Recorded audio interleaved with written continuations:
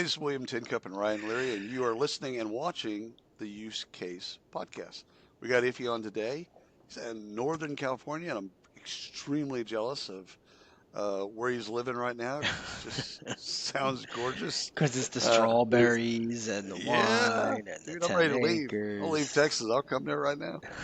Iffi, would you do us a favor and introduce yourself and tell us a little bit about your company? Yeah, sure. Hey guys, my name is Iffi Wallace. I'm one of the co-founders of a HR tech company called Edge. A couple years old. We started a little less than 100 employees, and we're basically building the Uber of hiring. And so we just make hiring globally easier than hiring locally. I'm in a couple hours from Silicon Valley.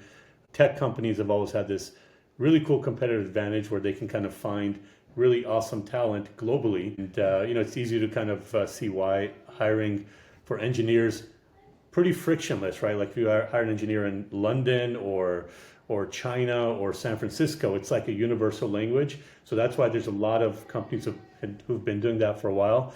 And so we just kind of figured, after COVID, like 95+% of companies in the US are not tech companies. How do we bring Right. the same competitive advantage to the rest of us? So we're basically building a global HR tech platform for the rest of us. Yeah, it's interesting you say that because when I was looking at your site the other day, as we were getting closer to the recording, and the word that was missing was tech. You had Yeah, higher vetted talent, but it didn't say tech talent, which is which is awkward. exactly right. Yeah, that's all we would ever. That's I feel like that's all we ever see is higher Right. vetted tech talent. So that was interesting to see. So why don't we kick off, Iffy? Take us through exactly what you are doing. How did you start this? Where did this come from? Yeah. Yeah, it's um, so second time founder, right? So started my last company about 8-ish years ago, and just kind of ended up in it. It was in like the insurance risk management space. Did it because, again, needed something to do. First time, you know, first time owning a business, and so a lot of learnings. First few years, Oh yeah. just like what am I doing with my life, right? And then the last like 2 or 3 years, you finally kind of crack the code, you figure out a bit, and we just grow. I think for the last 3 or 4 years by like 100, 200% on a yearly Wow. basis. Ended up getting acquired by this really large 25 billion dollar insure tech company. So sold that, and while we were in the process of selling, was already kind of thinking about the what's next. Just not the not to sit on the beach type, right? I guess living in California, we already have that, so used to it, no big deal. And so while we're in this process of selling that, I said, okay, this time I want to do something that actually um, you know care about a bit more. And so Right. came down with talked to a few friends, came up with three qualifications, I guess. Number one, I've been to like 50 countries, love traveling, love people, love meeting people Oh, around the cool. world. Wow. And so had to be something global. Number two, you know, being near the Bay Area, tech, is kind of the thing. So it had to be something tech from a scalability perspective. And really like the third thing was it had to be impactful. The last business was great for me, my family, and all that stuff. But this time it had to be bigger. And actually, one of the companies that inspired us was this company called Upwork. If you guys have heard of it, Of um, you Yeah, know, course. of course. yeah, like I know people like through my travels in probably like 2 dozen countries.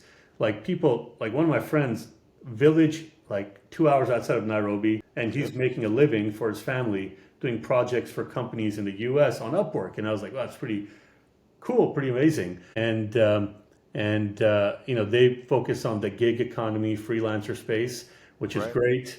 They've built this really cool niche, and had a outside of the business, they just had a really cool impact to me in the world, right? Like for in the life of my friend, and so the idea was, well, like that's great for freelancers.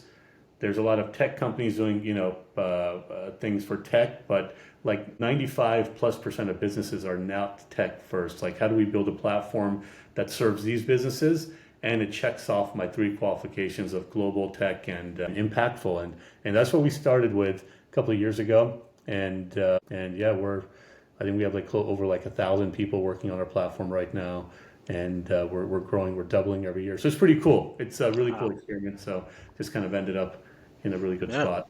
Congratulations. How did you find your co-founder?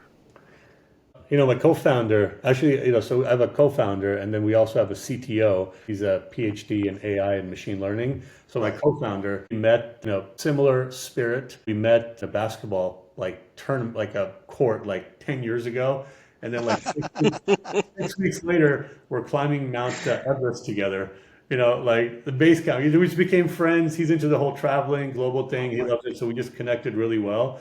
And so we he became a dear friend. And I just thought it was, frankly, like it checked off those three boxes that were important to me. And the fourth box was like, man, how cool would it be to build a company with like your closest friend, right? So Right. we teamed up, and similar with our CTO, again, super smart guy.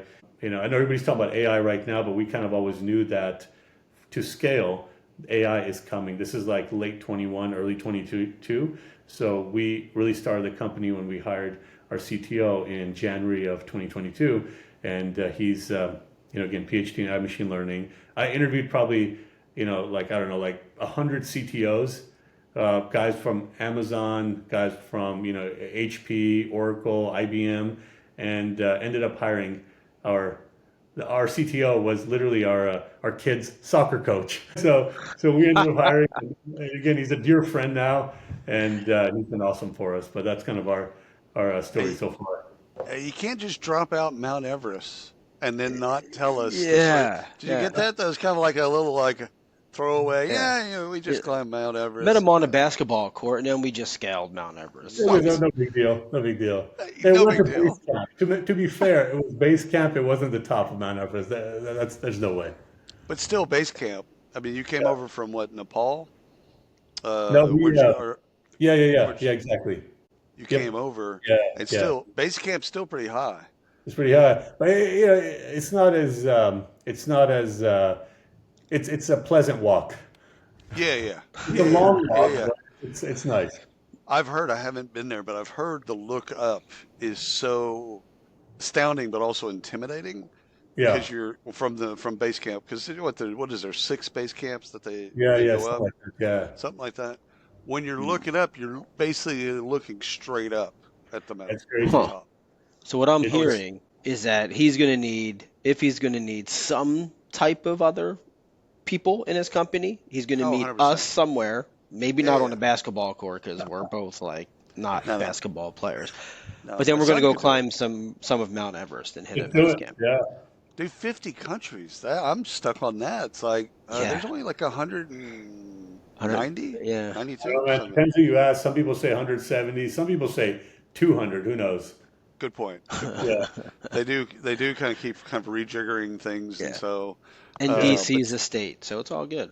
but but 50 countries yeah. is quite amazing. So, Yeah. all right. So who do we kind of liken ourselves to? Because you've been in the market for a couple of years. Mhm. Who are we displacing? I guess is a better question instead You of know, competition. What are we displacing? so I think the question is, who are your competitors? Like to me, the word competitors, not everybody has a definition, but to me, it's always meant um, how are customers currently solving the problem, right? Like how are Agreed. they solving the problem right Agreed. now? And so for us, pure competitors, there's like a dozen or a couple of dozen, like I think probably 40 or 50 at this point, global payroll companies that have popped up in the last Yes. couple of years, right? Right. And Right. ton of money thrown out of them. Most of them aren't doing so well. They're basically all clones of each other. They're Right. copies. Nothing interesting, nothing new. You're just like, okay, here's a payroll company. That's fine. That's the easy part. Now, how the heck do I find somebody to fill the seat?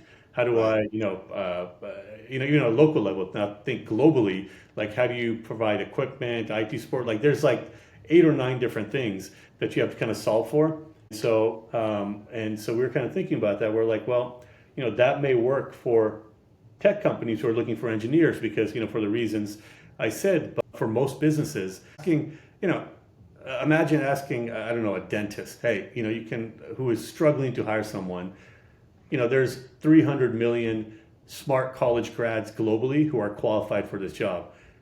Go find them. I mean, they're like, what? Where? Like, Yeah. how do I pay them? How do I security, Right. compliance? Right. Like, how do I do all those things? So all of these global payroll companies, they target tech companies for that reason, because tech companies are already kind of, they get it, right? It's easy hire. And so, we kind of figure that, look, if you want to own the rest of the market, you can't just say, here's a platform. You have to think about it like an ecosystem. Like, you have to own everything. You have to own salary data, which we do. You have to own equipment procurement, IT support, compliance, HR support, the talent itself, right? So imagine if Uber came to you and Uber's like, hey, imagine if, so we liken most of these global payroll companies to Uber if Uber didn't have any cars. Like, Uber comes to you and they're like, hey, we have this cool platform. Here you go. Good luck finding your own taxi. So that might work if you're in like New York or something like that, right? And you can like pay the taxi driver using the Uber app. Like, or where I live, some parts of Texas, it's like, okay, well, that's like 90% of the work, finding a taxi. Then, so that's like what we're solving for. We're building the entire ecosystem, and we think that that's the answer. That's our big differentiator to really own this space long term. Like, in our company mission statement is, making hiring globally easier, not easy as, but easier than hiring locally. And to win, we think that that's what you have to do. And to do that, you have to own the entire ecosystem. And that's really what we're building, and that's our goal. Now, which categories are you targeting with this? Are you agnostic across all of them? Are you in a couple of specific categories? Tell us more about that.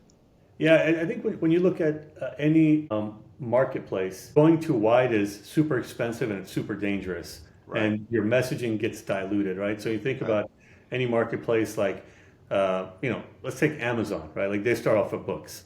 What does Uber do? They don't say we're launching in USA or launching in California, or even that we're launching in like San Francisco. They say we're launching in this neighborhood of San That's right. Francisco.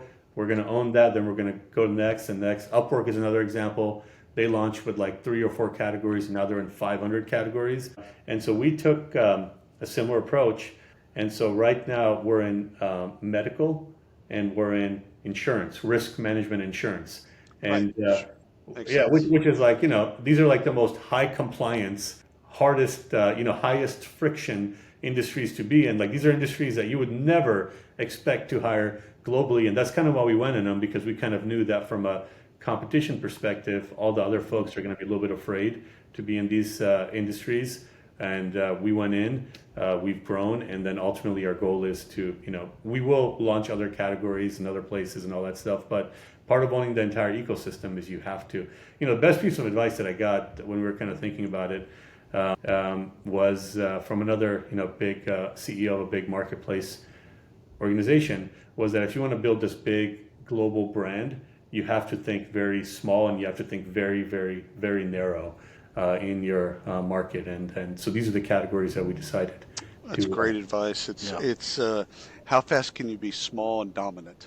And Yeah, then yeah, from that dominance, then what's tangential, and then go get dominant at that. And too many folks that we see in the industry, they go wide really fast, Right. and kind of they're all over the place, or they're seen as kind of a lot of different solutions, and they don't get any dominance. okay, And then down. they wonder, and then they don't, and then they wonder. It's like, why aren't we more dominant? It's like, well, because no one knows exactly Yeah. what you do. Yeah. They No they one think knows of who you you as, are. Yeah. yeah, no one knows who you are. So a couple of questions that I definitely want to get into is, so when a customer first comes in to the platform, what are some of the reasons that, I mean, what are some of the things that they're trying to solve for? Not just for hiring the talent. Like, I'm trying to think of, okay, how do I know that that person actually has the skills? Yeah. How do I know that they have the experience, et cetera, like that? Like, how do I know that they're vetted? Like you said, how do I know that they're vetted in a way that makes sense to me? Like, hiring sucks, man. it's That's that's the hiring name of is, the That- show I right was gonna there. say that's the title. Hiring Done. sucks, man. yeah, News at 11. so we like, when I even look at us, so we're this is like what we do. We're good at hiring, and we can fulfill customers requirements on in the categories that we're in. But if you're like, hey, if time for you to hire another engineer or another marketing person, I'm gonna be like, geez, oh my God, here's the whole thing. Now I got to interview like Yeah. 40 people. We got to get like 6 people involved to do interviews and this Oh and yeah. that. Oh yeah. It sucks bad, even for us, for what we're not good at. And so, back to what I said earlier about one of our competitive advantages of just being in the least amount of categories, in this case, medical and risk management insurance, is we really understand, like the jobs that go into these industries. And we can understand it. We can look at it from a data perspective. We can break them down. We can figure out, what type of person makes them successful. And we have a whole marketplace team who understands, who can really say, a person who went to this university, owning that whole line, right? Like this Right. university, they have this, or they have this job experience, the years of experience that they have, how they did in their certification. Like, you have to be certified to become live on the platform, certification, how they perform. Like, look at each of those and then just place a bet of that this person is likely to be successful. And we're only able to do that just because of the amount of categories that we're in. When we Right. launch in other categories, we're going to do a ton of homework. We're going to understand. We're going to beta test with the customers, and then it'll be like we'll launch it because we're really going to understand.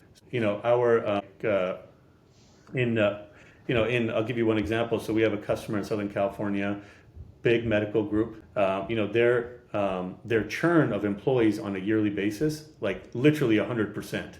Like, people Huh. come in, they graduate, they get these jobs, they get trained, and the next thing you know, a larger medical group just like takes them away 100%.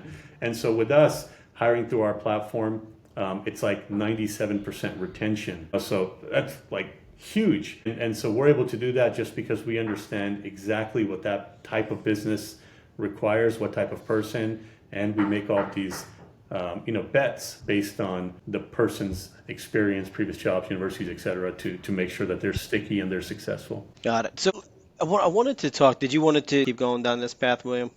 No, go ahead. Or okay. So I wanted to get into. You mentioned marketplace a couple of times. So I know I mean, marketplace is a marketplace, but a Yeah. lot of the audience may be familiar with marketplace as they're in an ATS and they've got a marketplace of 400 apps that they can choose from. Right. Maybe walk us through what is marketplace to Edge. Kind of synonym of that would be a talent directory, basically. Yeah. Yeah. Uh, Yeah. Okay, makes and sense. At marketplace. yeah, talent marketplace. Yeah, so we have Yeah. people who, and we have a whole team that kind of understands what the business goals are, and they fill up that funnel with the right talent, and then you kind of triage and get to the I think ultimately like 3% of the people actually funnel through to the end of the marketplace where they're ready to be hired by somebody. So there's a bunch of stuff that they do, but yeah, that's what it is about matching that talent with the right employer. Like one of the metrics that we use is like it's called the first interview hire rate, and so our kind of goal is when you engage Edge, you select who you're matched with. We call it the lightning round, and you get matched up with, let's say, 3 to 6 people. So our goal is that within the first 3 people that you hire, that you meet, that you interview, you're gonna probably with a like an 85% certainty hire one of those first 3 people. Like those are like amazing odds compared to Hmm. like it's Right. like maybe 0.5% for us, like for the roles even Yeah. internally that we look for that are not And this is because you've vetted them that well and you understand Well, you got to vet both what it sides. You is. got to vet the company yeah. and Sure. understand their needs, but also then do the Right. matching on the back end so that you can render the results in such a way to where they have those three Right. or six folks that are going to Yeah. be the best options for them. So the way I've seen economic models work in talent marketplaces in the past is either success fees or SaaS model. You basically you have access to the talent, and then maybe it's or a combination of both, right? So you have access to the talent and you pay X number of dollars a month per license, and those types of things. And then once someone's placed, you get maybe a spiff or something like that. So I've just explained 90 different financial models. What's you don't have to get into the details, but it's more of a how do you make money, not necessarily the details of your money. Yeah, so it's pretty transparent. This is like, again, going back to our mission statement of making hiring globally easier. Like we want to make it easier than even hiring somebody in your neighborhood. Like that's our goal. And so we have like in the cities that we're at globally from a talent perspective, we have all the data of what like salaries should be, and we do a ton of stuff in the back, like cost of living, and all of those like things to kind of come up with that. Like this is what a fair salary is for this role that's likely going to give you success. So we're pretty transparent there. But our basically model is like a license per seat. So every hire that you hire, there's like a platform fee, and that goes in addition to whatever other expenses that there are. But look, one of the countries I've been to is this place called Monaco in Europe. Man, I'm from California, 2 hours from San Francisco. We're just talking about how expensive housing is there. Like it makes us Californians look like we're on poverty, right? And so imagine like hiring somebody from there. It's like Yeah. imagine what their salaries are, right? So for Right. us, like we have all this data. We're in strategic locations based on the type of talent. That's unlike other global payroll companies, we don't need to be in like 200 countries, right? We just need to be like our bet is that customers just care about the talent. They don't care where they're from. They don't care where they're based. Doesn't really none of that matter. None of that matters. So in the places that we're at, you get an incredible value of the employee that you hire just because of the local salaries and the way economics works in different parts So of the with the world. platform, just so for the audience's edification, with the platform they're hiring, but you can pay them in as well, right? Yeah. So that's the whole thing. I mean, so it's not just we don't charge for the platform. Like you can interview people, you can have access to Right. whatever, right? Mhm. So Right. it's once they make the hire, then that's how we make money, and then because we That's take right. care of basically everything, right? Compliance, HR, legalities, time off, Do blah blah that y'all stuff. get into benefits as well? Yeah. So we have like Oh, it's like wow. we're like an employer of record. We have Yeah. Right. like entities in each of these countries. So yeah, we understand in each of the places, local laws, benefits. What's the perks that attract, really the top 1 or 2% of talent Right. to want to Right. work I, with you. I And you're like how you've handling all the tax liabilities and all of Yeah. that. Yep. I like how you've positioned it because it centers around HR recruiting, and you've got to be able to look at the globe and say, let's look at global recruiting. By the way, Hmm. once we find someone in Japan, we can pay them. We can take care of all the other stuff, like you said, like the deployment of IT and all of that other stuff. Like we can do all the other things, but if you can't find the talent and you can't hire the talent, Yeah. who cares if you can pay the talent? Right. Yeah. That's Yeah. really Yeah. fascinating. And that's why like all these other companies are focused on engineers because that's just like That's right. you kind of know an engineer makes this much, this is kind of the Right. market, it's a there's some equality as far as like salaries and this and that, but for every other role it's too hard, and that's It's really hard to identify that information. So, yeah. so let's talk a little bit about who should be looking to demo what you guys are offering. I mean, we know There the you go. categories, but Prospects. yeah, prospect. Who is your ideal prospect? What's the company size? What's the complexity of the organization? What does that all look like? So so our platform, the self-service model, is really built for like SMBs, Right. and to be able to go out on their own and get matched with the right tech, etc. But on the other hand, we have probably a quarter of our revenue comes from up market, which we're just starting to go now, but we've brought on some really big medical groups, insurance companies as customers. But really, as a whole, who we're building the platform is for really the non-tech talent, Right. whether it's Right. mid-market, enterprise, SMB. It doesn't really matter. Obviously, from a SMB, I was a former SMB owner. Most SMBs kind of they don't really have the processes. They need a little bit more hand holding, Yeah. and so we can provide all that stuff. But really, it's for any non-tech company, which is most of the companies that's our ICP.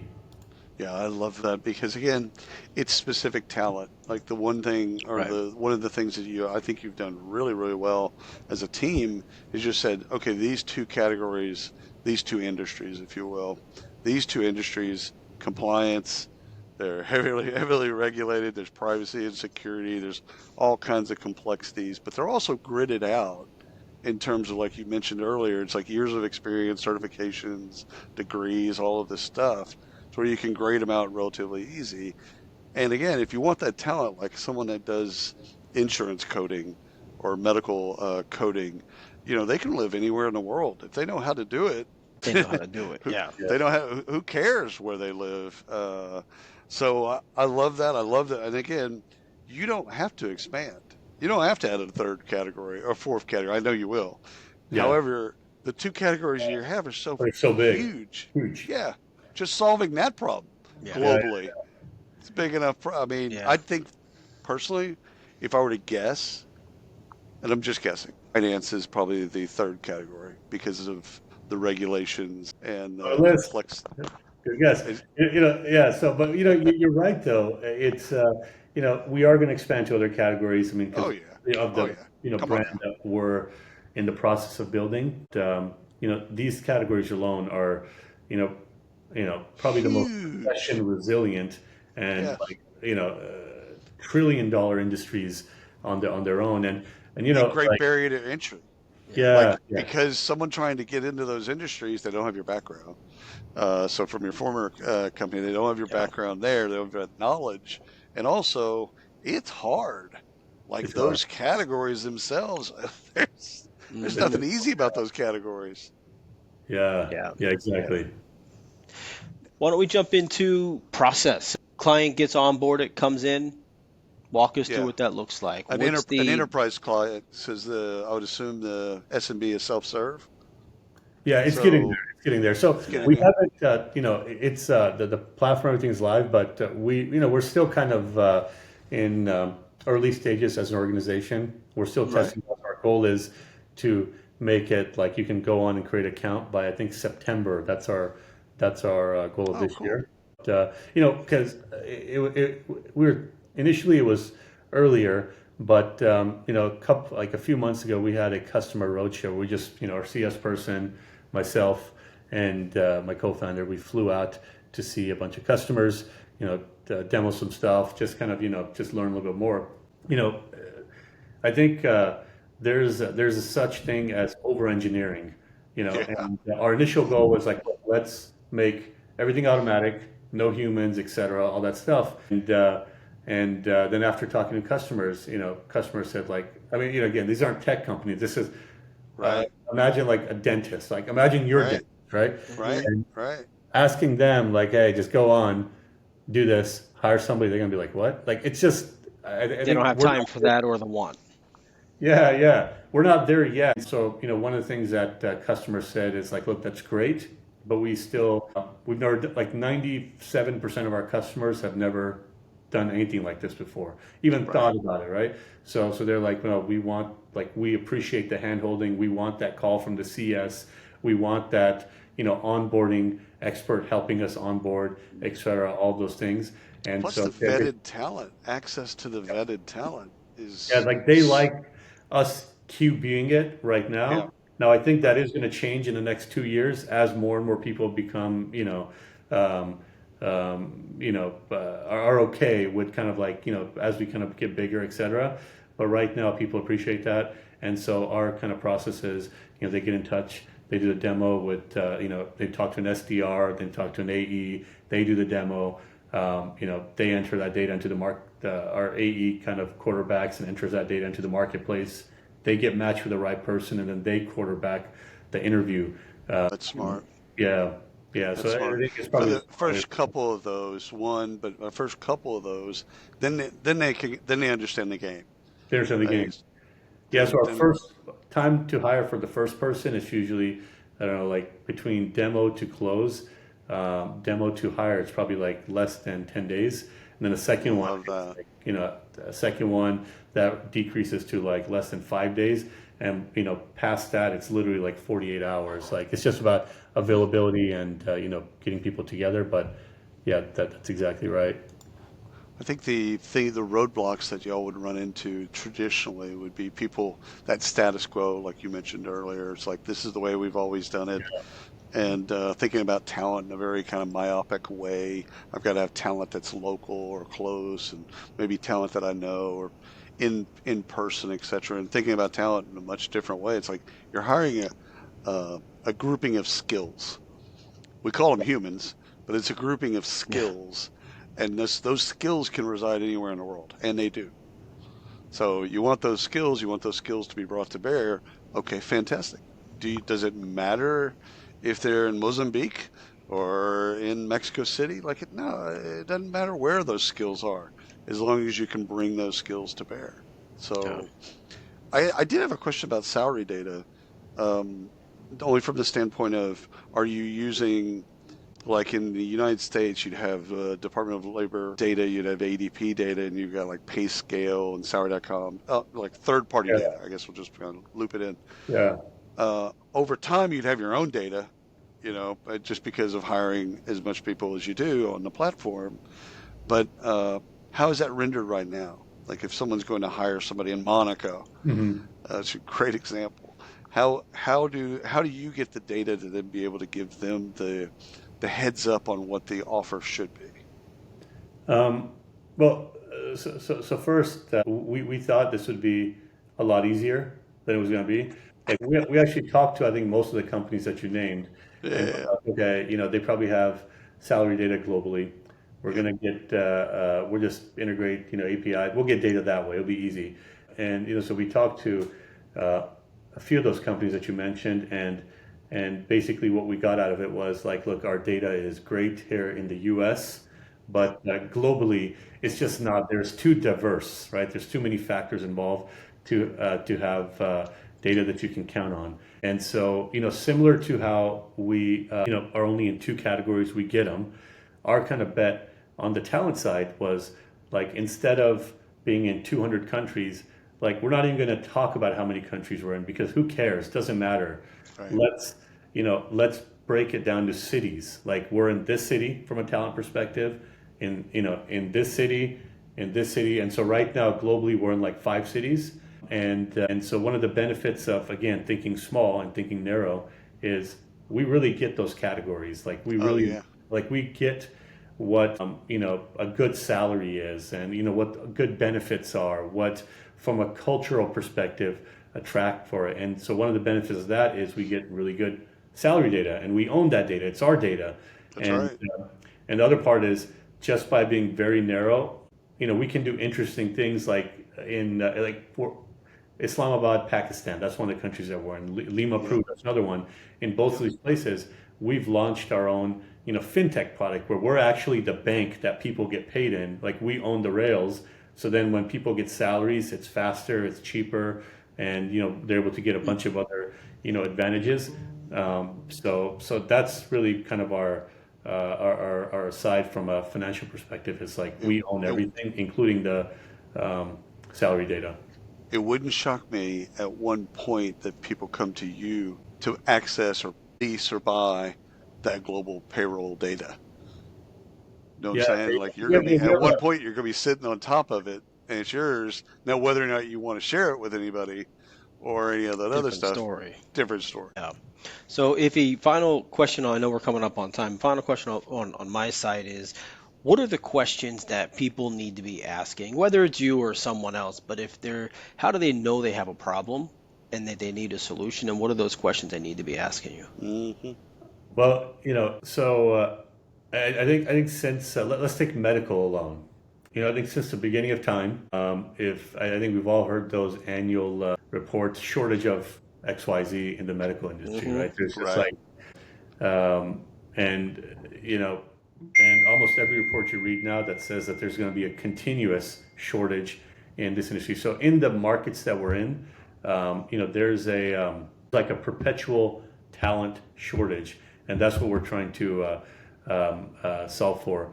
And, before I answer your question, like I'll tell you, like yes, we have a uh, you know, cuts is how we earn revenue and all that stuff, but really, who we built the before we, one of the catalysts that started Edge was this report that I read. I think it was by McKinsey and Company or someone in like 2020, 2021.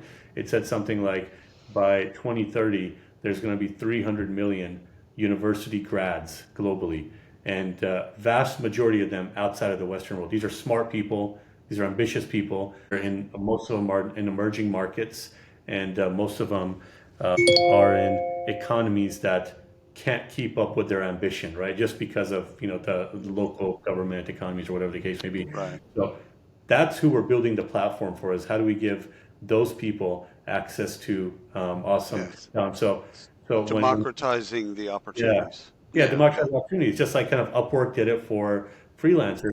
Right. That's who we're building the platform for in reality. And so I think when folks think about when non-tech people, business people think about um, having talent globally, think about the experiences they've had. It's like call centers, right? VA, it's like bottom of the barrel. It's like the worst experience. Yeah. Pisses everybody off thinking about it, right? That's the best experience that they had. So, and so that's kind of the barrier to entry for customers. They're like, man, like no way. Global hiring, is that what you're talking about? And so we're coming in and we're like, there's a better way. There's these 300 million super smart people out there who are, incredibly smart, hardworking, they have all the credentials, and you're going to get a hell of a value by hiring them, similar to someone in Monaco hiring somebody in California, right? We'll have a hell of a value compared to hiring somebody in Monaco. So I think in the industries that we're in, there's just a perpetual shortage, and I think people just need to ask, like in these industries, they're all struggling to hire, so they just need to, I think it's kind of a no-brainer, right? I mean, Hmm. we have an incredible close ratio. 95, 90, or 85 plus percent of the people that meet, they hire somebody new. So it's, I think it's an easy sell for us so far. Yeah, because it's scarcity, and they're dealing with scarcity, and they're probably at their wits' end of trying to figure out what new ways to solve a scarcity problem. Which is, if they don't look outside the four walls of the United States, they're not going to be able to solve that. Two questions for me, real quick. One is, where did the name Edge come from? And then two, or you can take them anywhere you want to. What's your favorite part of the demo? Ryan and I call that the aha moment. Yeah. And you probably don't do as many demos as you probably once did, but however, occasionally you probably do a demo. What's that moment where if you know that you can get them to this place, they're gonna fall in love with it? Yeah, so the first question, the name Edge, I'm a believer in you just like you figure things out later. And so the Edge name, it took I think about 36 seconds to come up with because you can, Love I've it. seen I've met so many people. Like I'm on a couple of founder advisory boards, Oh and yeah, it's like people spend so much time in like, what's Yeah. the name? This is my Tens of logo. thousands of dollars in branding Yeah, exercises. it's Yeah. like, okay, it's like that's nice, but that's not the important thing because you can always change the name. And right. actually, like interesting enough, so we're about to do a rebrand, and Ah, well there you go. we hired this company out of Europe, and very expensive and all that stuff, and we decided to keep the name Edge, but everything else is kind of changing. So it was just a quick thing, and I think the other like real answer behind that is like to me, you're always like you, to perform at a high level, you always have to kind of be on edge, right? Like, so that's kind Right. of always stuck with me. So when the company, we're thinking about the company, that just the name was easy, short, and mostly it was just quick and it was cheap and fast. So that's how we came up with the name. But your second question, really good question, and my favorite part of the demo is when people actually meet the talent who are like probably way more qualified than anybody they've met. Sometimes even over people are like, and I'll tell you, like the thing that we hear the most is like, man, is this person overqualified for the job? Because a lot of that has to do with just the perceptions that people have had. Because Right, again, going back to competitors, like what's the best option that they've had to solve this problem, and it was a very, very, very poor option. And so when they meet some of the talent out there, that's incredibly smart. They're just like, holy cow, like wow, I'm gonna. And so that's probably my favorite part, just seeing like, holy cow, this is amazing. Not what I expected or not what I perceived it to right. be. Right. We could talk forever. This has been so great. Ify, thank you so much for carving out time for us and our audience, and just love what you've built. Absolutely love it. Yeah, thanks a lot, man. It's been really fun. Obviously, I can talk about this stuff forever too. So Yeah. We will be following the journey and bugging you yeah, along the way for updates for sure. 100%, Yeah. 100%. Thank you again. Appreciate you.